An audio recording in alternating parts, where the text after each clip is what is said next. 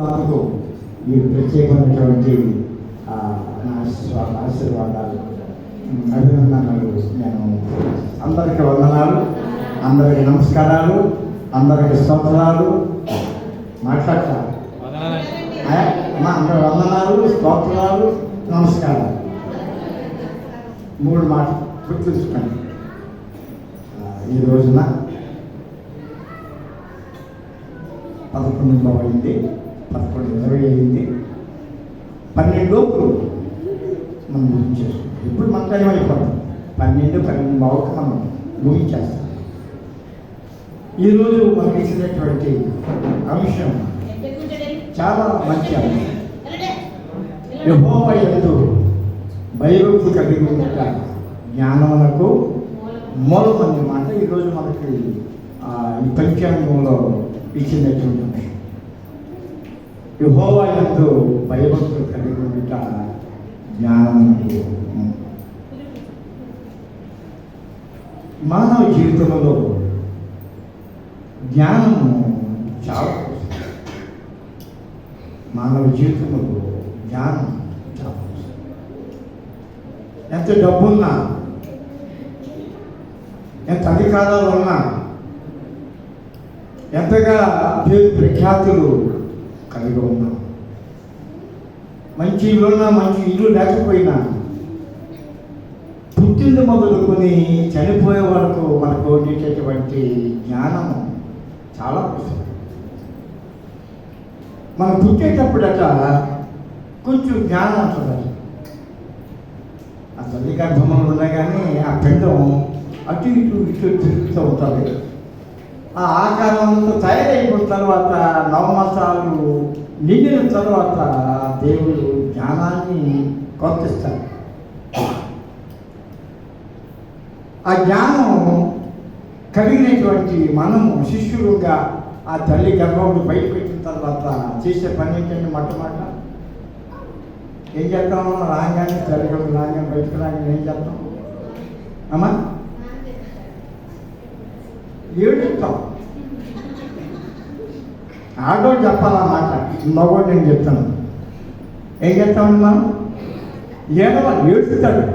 ఆక్షలు ఏడుస్తుంది. స్నానం తర్వాత మీ స్నానానికి వెళ్ళిపోయారు. ఏడకపోతే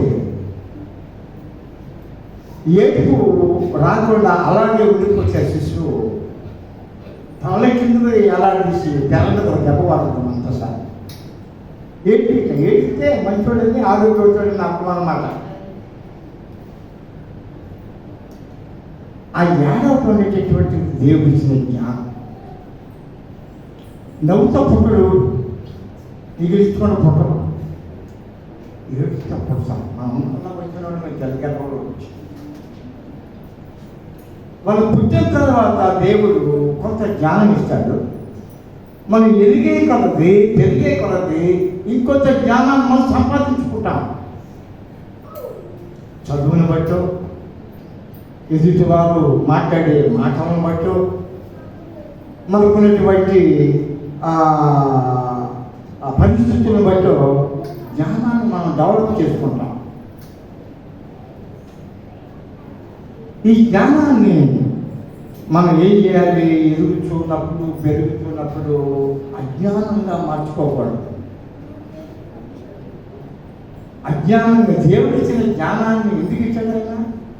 పని చేసుకోమని, బతకమని, ఆరుగురు కాపాడుకోమని, బిడ్డలను కొనుక్కోమని, వారు పెంచి పెద్దలను చేయమని, చదివించుకోమని, వ్యవసాయం చేసుకోమని, ఉద్యోగం చేసుకోమని, వ్యాపారం చేసుకోమని, రకరకాలుగా.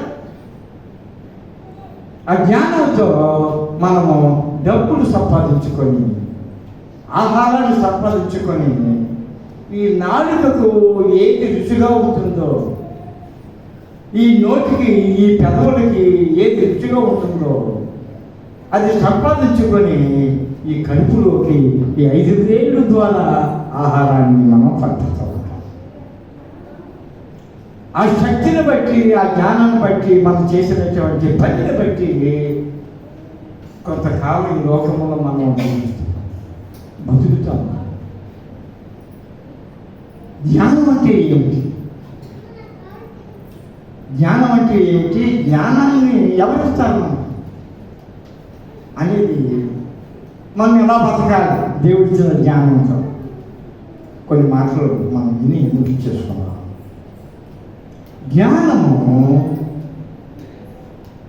భయభక్తులు కలిగి ఉండటమే జ్ఞానం అంటే. ఎవరికైతే భయము భక్తి లేదో వారికి జ్ఞానం లేదని అర్థం. వారు అజ్ఞానులు, వారు మూర్ఖులు, బుద్ధిహీనులు అని మనం అర్థం చేసుకోవాలి. జ్ఞానం కలిగినటువంటి వ్యక్తి జ్ఞానంగా మాట్లాడతాడు, జ్ఞానులతో సహవాసం చేస్తాడు. జ్ఞాని జ్ఞానులతో సహవాసం చేస్తాడు, మూర్ఖుడు మూర్ఖులతో సహవాసం చేస్తాడు. జ్ఞానం కలిగిన వాడు జ్ఞానులతో సహవాసం చేయడం వాడికి ఇష్టం. అది మూర్ఖుడు మూర్ఖులతో సహవాసం చేయడం ఇది వీడికి ఇష్టమే. ఏమా కుమారి విజయమా, ఎవడికున్న మనసుని బట్టి వాడు సహవాసం చేస్తూ ఉంటాము. మనందరం గుళ్ళోకి ఎందుకు వచ్చాము? మనం దేవునితో సహవాసం చేసి ఎలా కూడా సహవాసం అంటే ప్రతి ప్రార్థన, పాఠాలు, ఆరాధన, బైబిల్ పాఠాలు, మనకి సందేశం, చందా పట్టుకోవటం, చందా కోసం ప్రార్థన చేయటం, ముగింపు ప్రార్థన, దీవెన, పంపు దేవ సొంత ప్రార్థన. ఇవన్నీ ఎవరు చెప్తారు మనకి చేయమని? ఎవరు చెప్తారండి? దేవుడు తన జ్ఞానంతో, తన గొప్ప జ్ఞానంతో మన జ్ఞానవంతుడుగా చేయడానికి ఆయన మనలను ఎన్ని ప్రోగ్రామ్స్, ఎన్ని కార్యక్రమాలు ఆయన ప్రవేశపెట్టి నడిపిస్తున్న దేవుడు గొప్ప. ఎవరు ఈ జ్ఞానం ఇచ్చేటటువంటిది చూస్తే సామెతల గ్రంథం తెలియజేశారు. సామెతల గ్రంథము 2వ అధ్యాయము 6వ వచనం చూస్తే, యెహోవాయే జ్ఞానం ఇచ్చేవాడు, తెలివియు వివేచనయు ఆయన నోట నుండి. యెహోవా యందు భయము భక్తి కలిగి ఉండటమే జ్ఞానములకు మూలం. ఆ భయము భక్తి కలిగి ఉండటం నేర్పించినటువంటి వారు ఎవరు మనకి? ఎవరమ్మా? యెహోవాయే. రాసుకున్నాడు 2వ అధ్యాయం 6వ వచనం, యెహోవాయే జ్ఞానం ఇచ్చేవాడు. మనంతటి మనం కొనుక్కుంటే దొరికేది కాదు. ఇలా ఉండాలి, అలా ఉండాలి, అలా మాట్లాడాలి, ఇలా జీవించాలి, ఇలాగ దేవునికి నువ్వు కానుక ఇవ్వాలి, ఇలాగ దేవునితో సహవాసం కలిగి ఉండాలా, సేవకులతో ప్రార్థన చేయించుకో. నీకు కష్టం వచ్చింది, బాధ వచ్చింది, సమస్య వచ్చింది, ఈ స్తోత్రం వచ్చింది, ఆ స్తోత్ర సమస్యలో నుండి నీకు విడుదల పొందాలంటే జ్ఞానము కలిగినటువంటి దైవ సేవకుడికి వెళ్ళి మోకరించి కన్నీరు కాచి ప్రార్థించవచ్చు. అది దేవుడు మన అంతరంగములో నుండి, మన హృదయాంతరంగములో నుండి మనకి జ్ఞానాన్ని, ఆ తెలివిని, ఆ వివేకమును కలిగించేటటువంటి వాడు. ఆయనే మనకి జ్ఞానాన్ని ఇచ్చినటువంటి వాడు. ఈ జ్ఞానంతో ఉన్నటువంటి లోకములో దేవుడు ఈ వివాహ బంధాన్ని ఏర్పాటు చేశాడు. ఈ వివాహ బంధాన్ని ఏర్పాటు చేసి జ్ఞాని అయిన సొలొమోను మహారాజు ద్వారా ఈ సామెతల గ్రంథంలో ఉన్న మాటలన్నీ రాయించాడు. చదవండి, మొట్టమొదటి నుంచి చివరి వరకు జ్ఞానము జ్ఞానము జ్ఞానము జ్ఞానము, నీతి నీతి నీతి నీతి నీతి, న్యాయము న్యాయము న్యాయం, ఈ మాటలు కనపడుతుంది మనకి సామెతల గ్రంథంలో. ఇది ఉపదేశం. ఈ సామెతలు అంటే ఉపదేశం, దేవుడు బోధించే మాటలే. సొలొమోను మహారాజుని అడిగాడు రాజు అయిన తర్వాత, ఓ సొలొమోను నీకేం కావాలో కోరుకోగలరా? నీకు ఐశ్వర్యం కావాలా, సైన్యం కావాలా, ధనం కావాలా, ఇంకా రాజ్యాలు కావాలా, ఆయుధాలు, కత్తులు, కటాలు, బాణాలు, ఈటలు ఇవన్నీ నీకు కావాలా?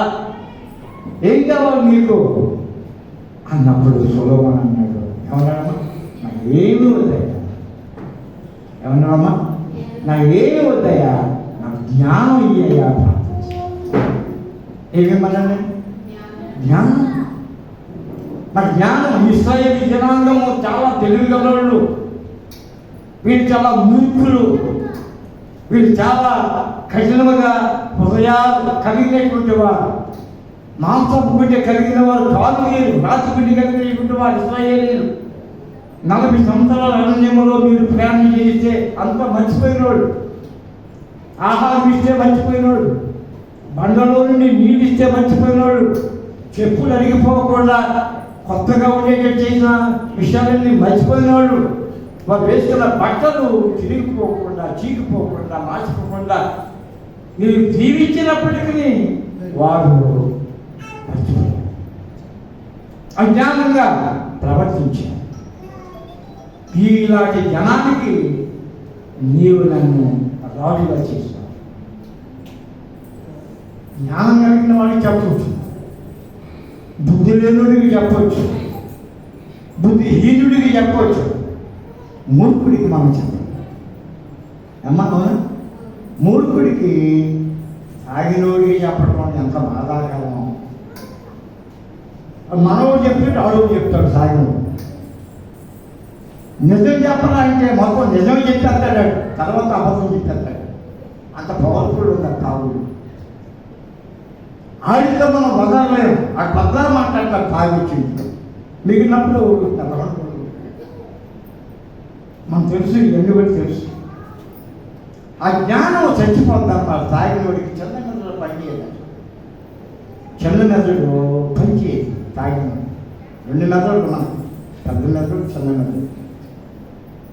ఈ చిన్న మెదడు జ్ఞానము బోధించేటటువంటి, ఈ తాగిన వాడికి జ్ఞానం చచ్చిపోతాయి. ఆ తాగు మైకు వల్ల ఆ చిన్న మెదడు పనిచేయదు. అందుచేత పిచ్చివాగుడు వాగుతూ ఉంటాడు, లేనిపోయిన మాట్లాడి పుట్టిస్తూ ఉంటాడు, లేనిపోయిన రకంగా ఇల్లంతా గందరగోళం చేసి నాన్న బేబాటం చేసేస్తాడు తాగినాడు. 6 మంది కూడా తాగుడు ఉన్నారు కొంతమంది. ఒకసారి పిచ్చి చెప్తే ఆడవ తాగు వచ్చింది, తాగిన ఉన్నాడు భర్త, ఆయన పుట్టి తప్పుతుంది. అది ఏమన్నాక పరుగు పోతాను, నోరు మూసి ఇంట్లో అట్టకపోయి ఉన్నాయి, తలుపు తీసేసింది. కేకలను పడుతుంది కదా, పిలుపుడితే చూడను కానీ కేకలను పడుతుంది.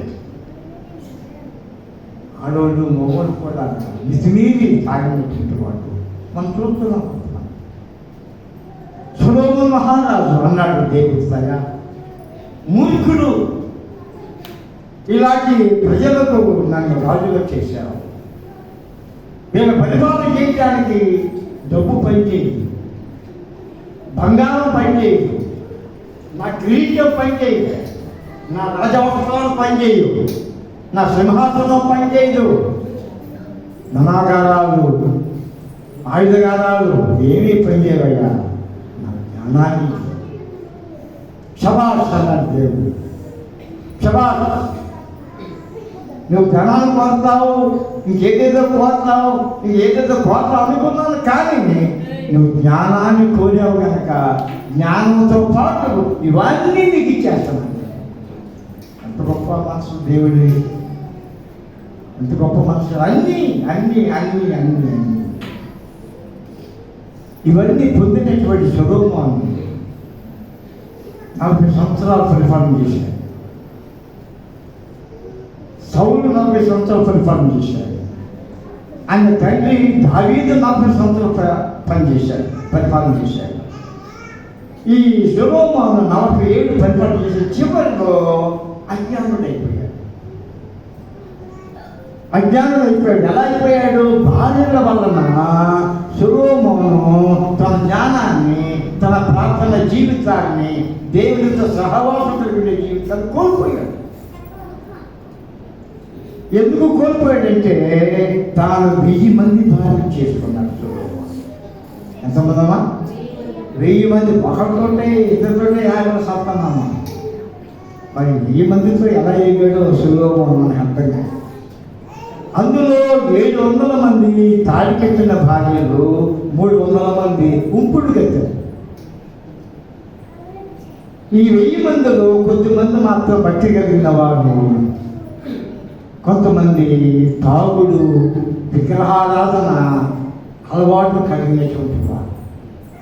విగ్రహాలను చేసేవాడిని చేసుకున్నాడు రాజుగా, క్రైస్తవుడు, దేవుని బిడ్డ, వరపుత్రుడు. వాళ్ళందరూ కలిసి సొలొమోను యొక్క మనసును మార్చేసి నిజ దేవుడిని ఆరాధించటం, సృష్టికర్తను ఆరాధించటం, జీవించినటువంటి రాజులు చేసినటువంటి రాజు దేవుని మర్చిపోయేటట్టుగా వారు ఆ వ్యామోహంలో పడేసి కామోత్రేకంలో పడివేసి ఆ సొలొమోను రాజుని విగ్రహారాధకుని చేసి రాజ్యభ్రష్టుని చేసేసారు. చాలా బలహీనుడైపోయాడు రాజు. 4-3 సార్లు దేవుడు ప్రత్యక్షమై, ఓ సొలొమోను, నేను పాడైపోతున్నాను, నీ భార్యల మాటలు నమ్మి విగ్రహారాధనకు వెళ్ళిపోయావు, తాగుబోతు అయిపోయావు, నన్ను ప్రార్థించి నాకు సాగిలపడి నాకు ఏది కావాలో అడగటం మర్చిపోయి నీకు కావాల్సింది వారి ద్వారా తెప్పించుకొని నీవు భ్రష్టత్వంలో పడిపోయావు కనుక ఇక నేను ఎంతో కాలం రాజుగా ఉండవు,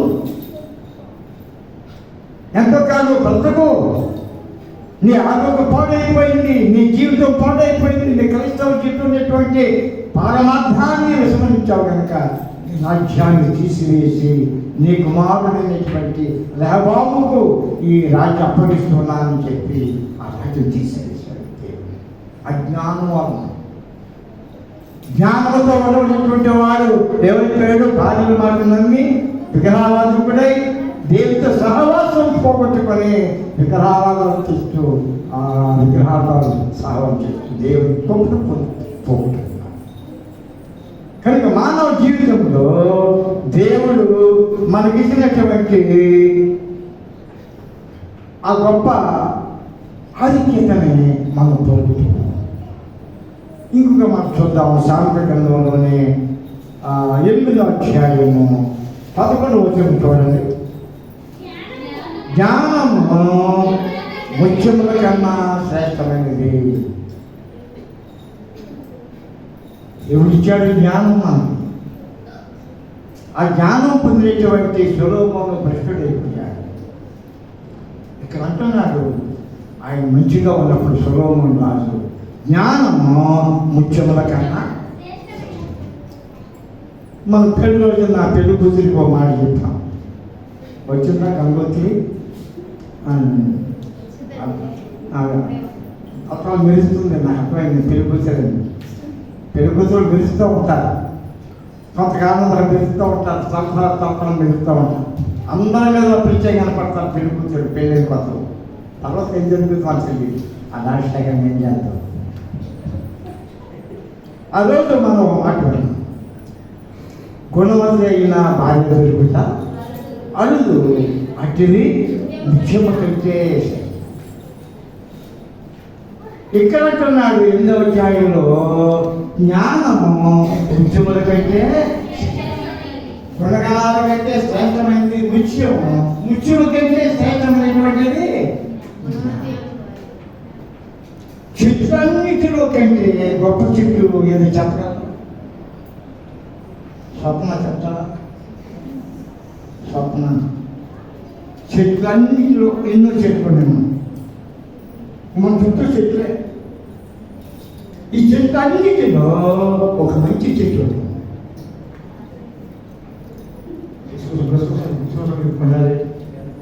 ఏ చెట్టు అంటే అమ్మా వేసేసాను, తప్పకుండా వేసేసాను, రామ స్టార్ట్ చేశాను. ఇంకా నారాయణ గారు, ఎలీసా గారు, యేసురత్నం, రాజేష్, శివాజీ, యాకో ఇప్పుడు వచ్చావు స్నానం చేసి చూస్తున్నాను. నేను చదువుతా స్నానం చేస్తున్నాను. ఇప్పుడు వచ్చాం. మా ఇంకెవరున్నారు? పద్మ ఎవరున్నారు? ఇంకా చెట్లన్నిటిలో గొప్ప చెట్టు ఏదండి? మంచి గంధపు చెట్టు. ఏం తెలుసుకోవాలమ్మా, 5 సంవత్సరాల ప్రసంగం జరగాలి. మంచి గంధపు చెట్టు, చెట్లన్నిటిలో శ్రేష్టం. రాళ్ళన్నిటిలో శ్రేష్టమైంది ఏది? రాళ్ళన్నిటిలో రకరకాల రాళ్ళు ఉన్నాయి. ఈ రాళ్ళన్నిటిలో శ్రేష్టమైంది ఏంటి? గారు వజ్రము. ఇక మరి వజ్రము శ్రేష్టం. ఇంకొకటి లోహములన్నిటిలో శ్రేష్టమైనది ఏంటి అయ్యా? గట్టి చెప్పాలి. ఏంటమ్మా? నాకు కనపడదు. అందరూ వినాలని నేను చెప్పను. మీరు చెప్పిన తర్వాత లోహములన్నిటిలో బంగారము శ్రేష్టం. ఏంటో మరి బంగారం. చుక్కన్నిటిలో మంచిగా చెట్టు శ్రేష్టమైంది. రాళ్ళన్నిటిలో వజ్రము శ్రేష్టమైంది.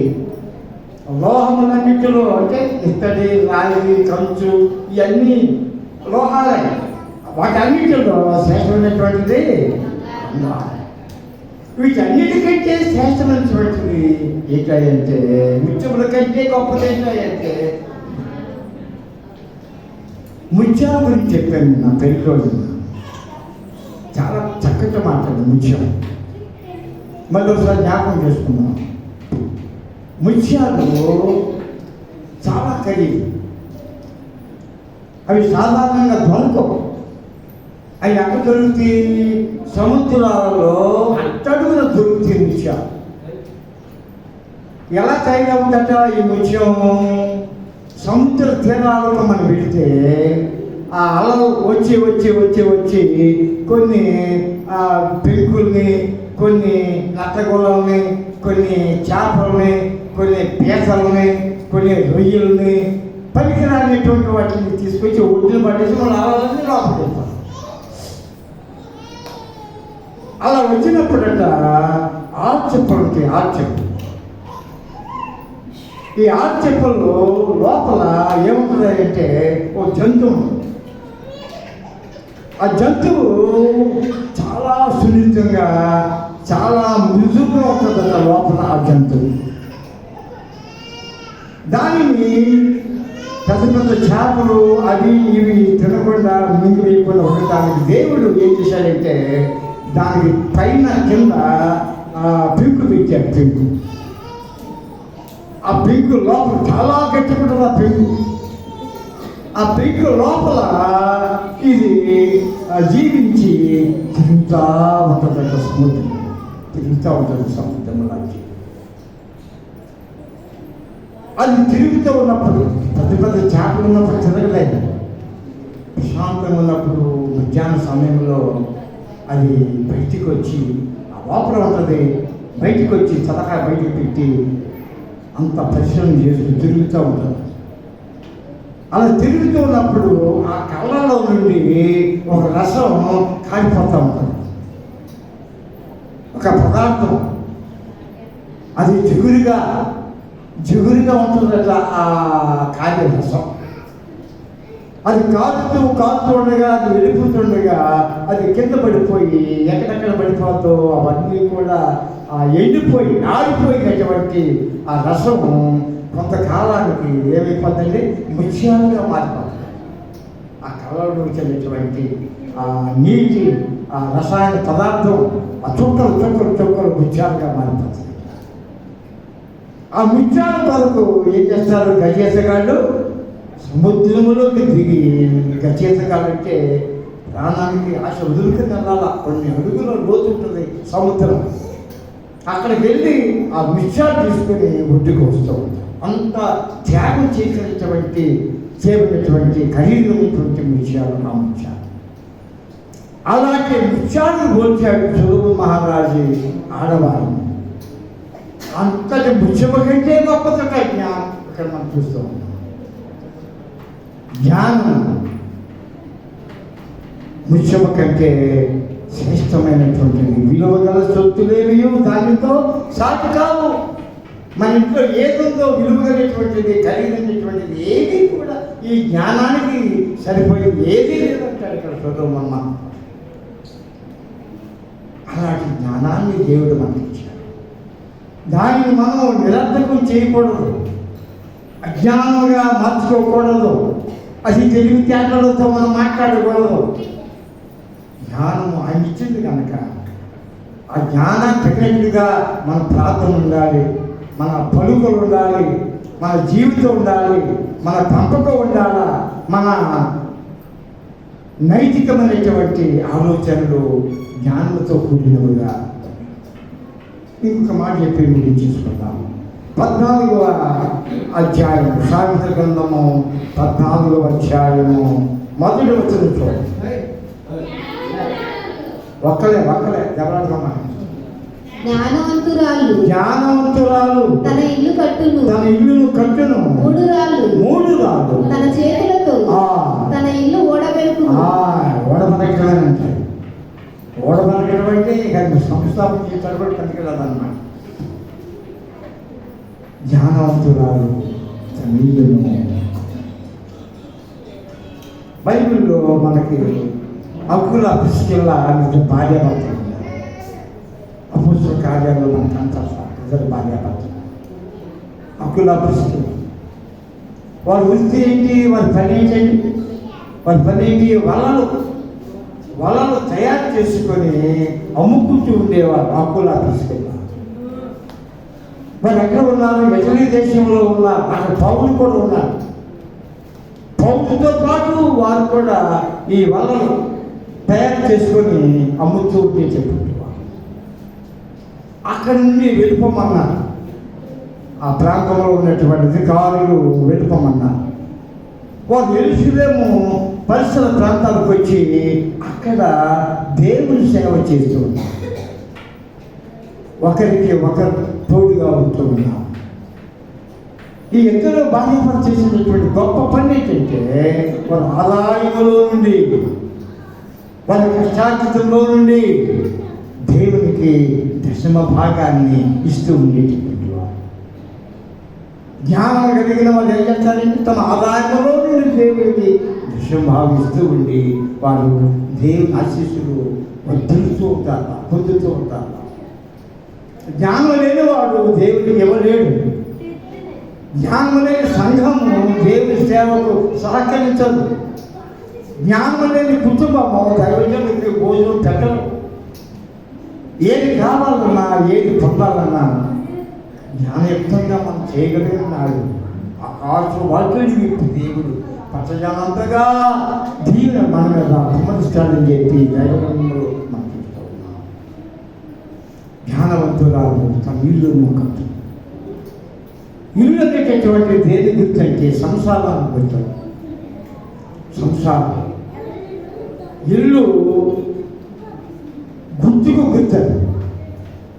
ఇల్లు దేని గుర్తమ్మా? గుర్తు. ఇంటి గుర్తు లంకకి చెట్టు అని అర్థం. ఒక్కొక్క ఆమె మొత్తం ఇంట్లో అంతా చెప్పారు బయట. ఇంకొక ఆయన ఉన్నాడంటే బయటికి వెళ్ళి భార్య ద్వేషంతో మొత్తం చెప్పేస్తాడు. భార్య ఉన్న రోడ్డు పక్కన చెప్పేస్తాడు. లోపైపోతారు కుటుంబం, లోపైపోతారు ఆ పెద్దలు, ఆ సంసారం లోపైపోతారు. మునుకులు చేసే పని కాదు మనం చేసేది. దేవుని బిడ్డలంగా జ్ఞానం కలిగిన వాళ్ళంగా మన ఇల్లు కట్టుకోవాలండి. ఆ ఇల్లు కూలిపోవటానికి, ఆ ఇల్లు నిలబడటానికి, ఇల్లు పరువుగా ఉండటానికి అది ఎవరి చేతిలో ఉందంటే భార్య చేతిలో ఉందంటే సులభం మాట. జ్ఞానవంతురాలు తన ఇల్లు 3 రాళ్ళు తన చేతులతో తన ఇల్లును. కనుక ఆడవాళ్ళకి మాత్రమే కాదు, మగవారికి కూడా ఆ జ్ఞానం కలిగినటువంటి వ్యక్తులు ఎక్కడ ఉంటారో ఆ కుటుంబం, ఆ బిడ్డలు, ఆ సంసారం వర్ధిల్లుతూ ఉంటుంది. అది ఎదుగుతూ ఉంటుంది, అది పెరుగుతూ ఉంటుంది. అనేక కుటుంబాలకు అది ఆదర్శంగా ఉంటుందని ఇంకా యెహోవా అనగా సృష్టికర్త, శిల్పకారుడు. యెహోవా అంటే ఎవరన్నా? క్రియేటర్ అంటే అర్థమైతే సృష్టికర్త, సృష్టాంతం చేసినటువంటి వాడు ఆయన. మనం మొదటి రోజు చేయలేదు, ఆయన 6 రోజులు చేశాడు. మిగిలిన 6 రోజులు ముందుగా ఏం చేశాడు? భూమి, ఆకాశం, సూర్య చంద్ర నక్షత్రాలు, జలచరాలు, సముద్రాలు, కాలువలు, ఏళ్ళు ఇవన్నీ కూడా 6 రోజులు పట్టింది. 6వ రోజున ఆయన కలిగిన ఆలోచన ఏంటంటే మనల్ని తయారు చేశాడు. తన పోలికలో తన రూపంలో మనలను ఆయన ఆకారం చేశాడు. ఆయన రూపం మనకుంది, ఆయన సౌందర్యం మనకుంది, ఆయన అందం మనకుంది. అన్నిటికంటే విషయమైనటువంటిది ఏంటంటే ఆయన ఆత్మ మనలో ఉన్నది. అందుచేతనే మనకు జీవాత్మ కలిగిన వారంగా మనం ఉన్నాం. జీవాత్మ కలిగిన వారంగా మనం ఉన్నాం. మనం ఏనాడైనా ఈ జ్ఞానాన్ని కలిగి ఉండి చనిపోతే అనేక మంది సానుభూతి మన పట్ల చూపిస్తారు. మన 28వ తారీఖున ఒక అయ్యగారు చనిపోయారు. గుడివాడ కొవ్వల్లో సొంతూరు అయింది. వాళ్ళ నాన్నగారు సిఎస్ఎస్ స్కూల్ మాస్టర్, వాళ్ళ అమ్మగారు కూడా టీచర్.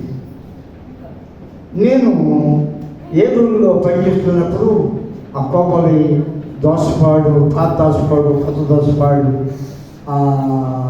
దుక్కినాడ, శనివారపేట, మానూరు, పాండంగి, గౌరవరం, లక్ష్మీపురం, ఒంగూరు 24 ఊళ్ళు తిరుగుతూ ఉండేవాడిని. ఎప్పుడు 45 ఏళ్ళ కిందట. అప్పుడు ఈ అయ్యగారు 10 సంవత్సరాల వయసు. వాళ్ళ నాన్నగారు నా మాస్టర్. ఏలూరు పిల్లల తూర్పు వీధిలో మేము ఉన్నప్పుడు సిఎస్ఎస్ కూడా చదువుకున్న 1 నుంచి 5వ తరగతి వరకు. ఆయన 4-5 తరగతులకు మా మాస్టర్ వాళ్ళ నాన్నగారు.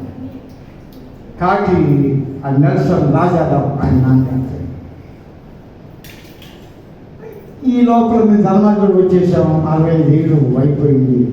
ఇక్కడే చదువుకున్నాను. హై స్కూల్లో, కాలేజీలో, డిగ్రీ కాలేజీలో, మెడ్రాసులో Vizag training, Hindustan Bible college చదువుకున్నాను. కొంతకాలం ఆ బండారు గూడూరులో, ఆ మైలవాడి ఏరియా, విద్యానగర్లో చేసిన తర్వాత నన్ను పుట్టాలు మార్చారు. పుట్టాల నుంచి తోలుకోడు మార్చారు. తోలుకోడు నుంచి నన్ను ఏడు చేశారు. అప్పుడు నేను 10 ఏళ్ల వయసు.